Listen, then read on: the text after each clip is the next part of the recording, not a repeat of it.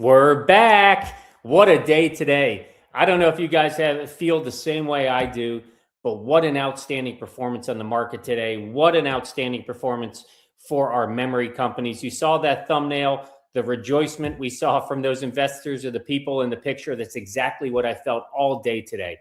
This was the day that I have been waiting for, that I have been expecting to see from Micron because of how strong the fundamentals have been, because of the signals that we've seen in the market. We saw yesterday with the whales moving in and gobbling up this stock. We had an expectation that this stock was bound to have a breakout. We saw the after hours moves, and I knew yesterday, as I said to you in the video, if we can get over that 411, 412 resistance floor, this stock is ready to run. It's ready to have a breakout, and it's exactly what we saw today. We saw that across the board in our memory stocks. We saw it in the tech sector in general, up almost a full share point on the day. It was a strong performance overall. Today, we're going to jump in and we're going to look at the tech sector overall. Who were the winners? Who were the losers? And some of the key areas that we look at on this channel. We're going to dive in and talk about the memory stocks as well. And then we're going to spend a good portion of the time discussing Micron's breakout day. We're going to dive in and take a look at the action of the stock and some of the news articles that are circling the company right now. As you can imagine, after a day like today, there's so many positive news, so much positive sentiment in the marketplace. So I just want to call out a couple for you that were of note, of interest to me. And then I want to talk about a few signals that I saw in today's market, in today's buying market.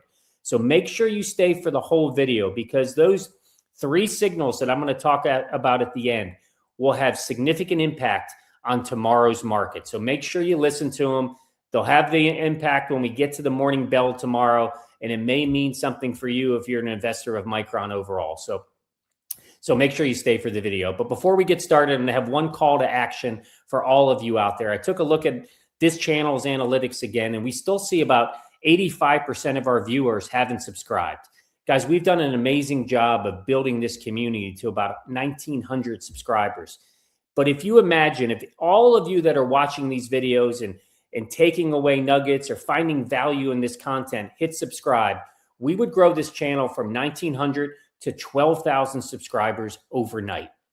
That would be amazing. So I'm going to ask you, if you find value in this content, if this is the first time you've come to the channel and this is the first video you've seen, if you find it valuable, or if you've listened to a few already and you find this content valuable, hit subscribe. I'm asking for that commitment for you, because you have my commitment that I'll continue to put out a great video each and every day that brings you value, that brings you more knowledge and insights, and hopefully makes you a better investor. So let's get started and let's jump in about what today's action showed us. So first thing, guys, I'm going to jump over to just take a look at the tech sector overall. And you can see here on the screen, tech, we're looking at bottom down here, almost a 1% growth on the day, outperformed the S&P by twofold. S&P had a great day too, but tech drove the rally today. We saw a lot of green across our key and our favorite tech stocks.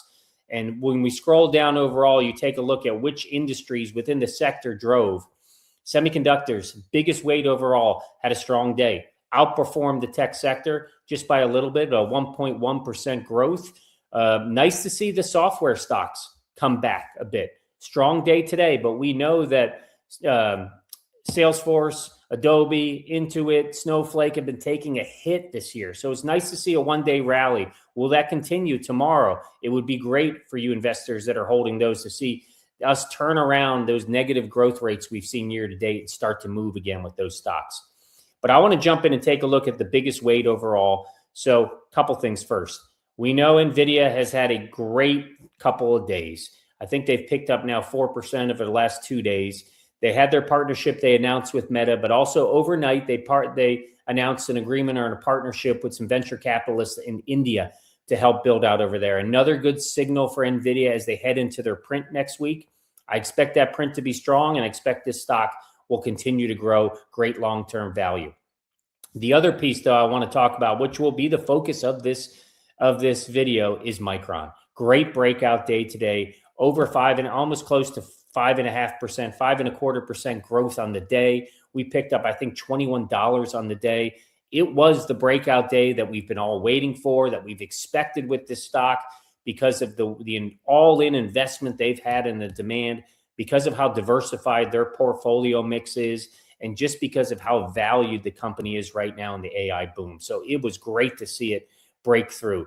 We're going to talk more deeply about Micron in this video and those buying signals that I mentioned at the beginning. But I want to jump in and just talk about two other areas within the semiconductor. The equipment, obviously, equipment suppliers. Micron and Lam actually announced some partnership yesterday too. You can see that article, but this is a great sign for Lam. Lam is up again, strong growth over the course of the year. We see KLA had a good day. Applied Materials, probably the best day in the bunch outside of Teradyne, which picked up 3% growth. Strong growth for our equipment suppliers. Makes sense. The build out that's happening right now, you're going to need Lam, you're going to need KLA and Applied Materials to help you with that. And the other piece is the memory. Sorry, the memory folks outside of Micron, they had a strong day. So Western Digital up over almost 4.5% growth. Clearly, the sentiment is strong with Western after they offloaded those secondary shares of SanDisk they had. Remember, they put 7.5 million shares back into the market. It is seen as a positive move for their balance sheet, positive move overall. But I think when I go back to SanDisk, this to me was but outside of Micron was a great story. So you as SanDisk investors and holders on the line should be thrilled because we saw a 6% drop yesterday. It looked as if the stock was going to continue to feel the pressure of all those shares in the market overnight. We saw it slide overnight.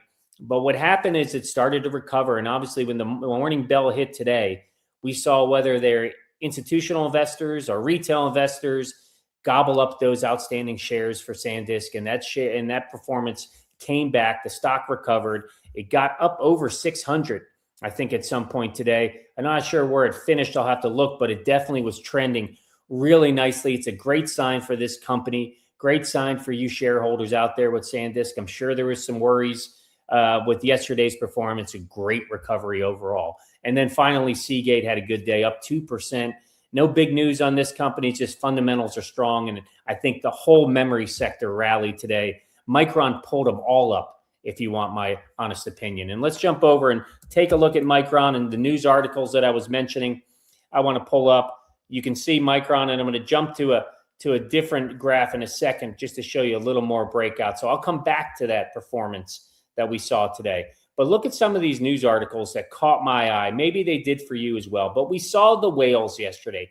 We talked about David Tepper. We've talked about Renaissance, Vanguard, BlackRock, obviously now his Appaloosa, sorry, I always mess that up, but his firm leaning in, picking up $285 million. Today, we also saw another one. So Gavin Baker from Aretas Management, Gavin's firm, also in their 13 filing, show that they've picked up more position in Micron. So the whales were moving in. We knew that was going to be a big part of the story today in the breakout. But the other thing that caught my eye in some of the stories, I'll just highlight a few here, was, where did it go? Hold on, guys. There's so many stories that it went down to the next page. Let me pull that back up. Where did all the news stories go? So let's see. See if I can find it. Here we go. So thanks for hanging on there. But there was a couple here that really jumped out to me overall. Let's see if I can find them again. If I can, I'll just jump over and show you. Right here, this one. Is Micron a $1 trillion company in the making? That's a little bit of clickbait. I'll give you the warning. You don't have to go into that one. I did read it, and they basically say probably most likely not going to happen unless they just have a massive exponential growth rate over what we see today. Could they get to $1 trillion? I'm not sure, but that article was a bit of a clickbait, so hopefully I save you some time. But this one here, the next one down, is the one I pulled up, and I want to go through. Micron versus Taiwan Semiconductor. Which semiconductor stock has the edge right now? So I'll pull that up, and I just highlighted a few things. And this isn't about which one owns the market share for HBM4. This is just if you're an investor right now, which one has the edge and should you invest in right now? And they go through the case for each stock. So I highlighted a few things of interest to me. I hope you find it as well. But the case for Micron's technology investment They're mentioning how they're investing in the next generation DRAM, 3D NAND, how they're pushing kind of the envelope there and trying to break through on future development. They also mentioned that they created a more stable revenue base by shifting away, we talked about this, from the volatile customer electronics market to a more resilient automotive and enterprise IT market. So that's going to hurt us with our consumer products, but from the long run, for Micron, it is a better move to shift to that more stable environment, less volatile environment. We've talked about the growth rates well before. I won't go through those again. They do note that it's HBM3E product that is known for its energy efficiency and bandwidth, which makes it ideal for AI workloads. And they've talked about their HBM4 chips and how the HBM3 and HBM4 are already sold out for the 2026 year. So that's kind of a few merits, I would say, to the Micron case. Let's jump into the Taiwan Semiconductor case. Clearly, they're the leader in the foundry market. They're the first choice for companies in the AI boom. We know NVIDIA, Marvell, Broadcom, they all counted, many others count on Taiwan Semiconductor to build when they need a partner when they're building their advanced GPUs. Taiwan Semiconductor's performance, we haven't talked about it a lot on this channel. Obviously, it's been very strong, but their revenues surged by 36% year to year, and their EPS jumped by 51% to just over $10. Couple other things I'll call out is that management, this is a great sign for memory overall, not just Taiwan Semiconductor, but management expects AI revenues to increase at a CAGR of more than 50% in 5 years from 2024 to 2029. Huge movement. And then their investment overall, they're investing between 52 and 56 billion in CapEx for 2026. They do mention some concerns for Taiwan Semiconductor. Obviously, it's the escalating geopolitical tensions in the area, their proximity to China, the amount of revenue exposure to China. It makes them vulnerable from an export restriction, supply chain disruption, and other regulatory pressures compared to Micron. And also, they put a risk for Taiwan Semiconductor on the fact that they are expanding, which they need to, they mentioned, to help mitigate some of the risk they have. But the fact that they're expanding in Arizona, Japan, and Germany, those expansions come with significantly higher costs than they're accustomed to, and it could drag down their gross margins by their estimating 2 to 3% overall. But in the end, which one has stronger growth outlook? Both are great companies, as they mentioned. Both are consensus picks for Zacks in the long term. But based on what they're looking today, for 2026 revenues, you can see over here, Micron appears stronger in the short term, according to Zacks. So I won't go through all of that, but what's one piece? They're looking at a price performance versus evaluation on another, and they're saying here that Taiwan Semiconductor trades at a 12-month price to earnings multiple of 25, where Micron, we've talked about on this channel, is much lower at a 10. So this suggests that investors today are paying a larger premium for Taiwan Semiconductor stock than they would pay based on forward earnings than they would pay for Micron. They also looked at forward PE and the fact that Micron's higher EPS growth projection and lower valuation of PE multiple make it a better investment choice right now. So that was the consensus takeaway for them, is that Micron may in fact be a better investment choice right now than Taiwan Semiconductor. Let me know your comments below. But obviously, I'm bullish on Micron. I'm bullish on this whole sector. But I love to see Micron getting compared head to head. And I think from an investment choice right now, it makes a lot of sense what Zacks put out. But let's jump back and take a look at the stock, how it performed today. I mentioned I was come back to it because I want to show you a little more in the after hours. But what a performance out of the gate. We jumped up to a strong. We had a couple moments where we had some resistance, but this stock continued to break out. As you can see here, right in the morning, it crossed here, and then finally we passed that. Right about here was that resistance level, that 412 we were looking at. And as soon as we broke that floor, it just felt like this stock was going to go on a run. And we had some big movement overall, guys, right here, up to almost the high of 4. We peaked over kind of closer to 427, I think today was our high, 427.5, 426. A little bit of a kind of pull down towards the end, maybe some profit taking was happening there, and a nice signal at the end. I'm going to go in and talk to you about what that signal was and what I saw in a moment. But look at how it performed in the after hours also. Picked up another $2.50 right in the after hours, another 0.5% on top we saw today. Great bullish sign for the stock overall. But let's jump in and talk about the three signals that we saw in today's trading. To me, I mentioned we closed at 420.95. Interestingly enough, there was almost 32 million shares that exchanged hands today with Micron, which is significantly higher than the 90-day average for the company. And we saw a lot of, I mentioned, just after hours activity. It's holding at that 423. So that's a great sign for us heading into tomorrow's morning bell as well. But there was three signs that I want to call out that I saw. One was, it was related to the significant prints we saw. So there was three major block trades that occurred in the final 30 minutes of trading today. And they were all centered around the 419.50 price point. This has suggested that smart money was aggressively closing out its positions for the day at the high rather than waiting for a pullback. They weren't as optimistic there would be a pullback. And this forced buying in large blocks at the end of the day like this often can act like rocket fuel leading into the next day. It gives a signal that the people betting against Micron have given up.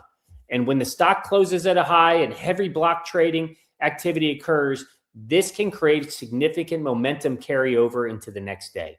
Those prints at 419.50 now act as a psychological floor for the stock because the money has changed hands at that price. So the market will view that 419.50 as the new fair value for Micron. So we've got over that resistance of 4. Hopefully now we see 419 is the new level that we'll lock at. And to the market visibility and how people are watching the shorts leave their position and scrambling at the end of the day, this is a strong also sign or probability of a gap up tomorrow morning when the market opens. Remember, there are still short sellers today that didn't have a chance to get out of their position in today's market. And so when we open up tomorrow, they'll be forced to buy when the market opens to get out before the stock moves, which will push the stock even higher for a nice little gap up to start the day. So that's the first thing I saw was these block trades. The second piece was around just the dark pool short volume.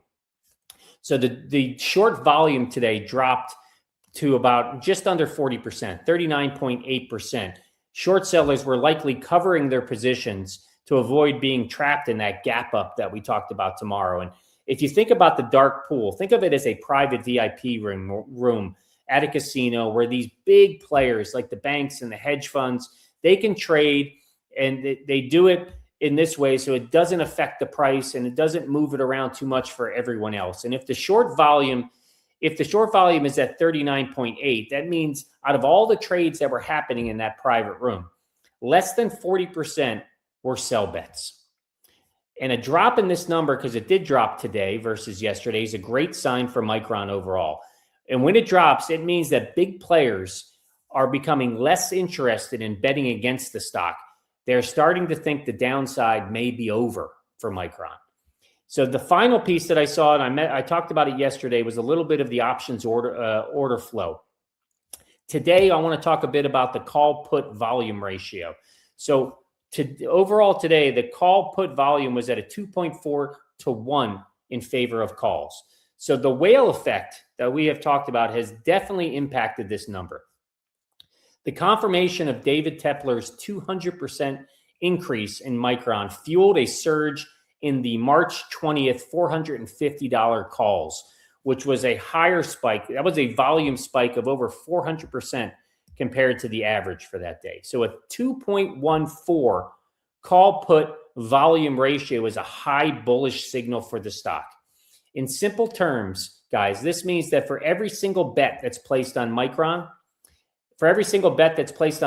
going down, which would be the puts, there are 2.5, almost 2.5 bets that Micron will go up, which is the call. It's a great bullish sign overall. So these signs that I just laid out tell us three things about Micron from today's activity. One, that there's high conviction for this stock. We knew that already, but we see that institutional smart money is aggressively buying positions or aggressively buying upside exposure because they also think the stock is ready for a breakout. Two, it's momentum confirmation. The stock closed over 5% today. We see it moving in the after hours. The ratios confirm that this price increase wasn't a fluke for Micron. People are chasing the move because they believe the stock has more room to run. And then finally, the fear is low with Micron right now. Great sign. But a high put volume often signals that our investors are anxious, they're scared, and they're going to buy insurance. Well, today's low put volume for Micron shows that investors aren't worried about a sudden crash. They're more afraid of missing out on the next rally or on this rally for Micron. Now, I will say, as a word of caution with all of this, just know that today's price was outstanding, but professional traders also watch for an over-exuberance with the stock.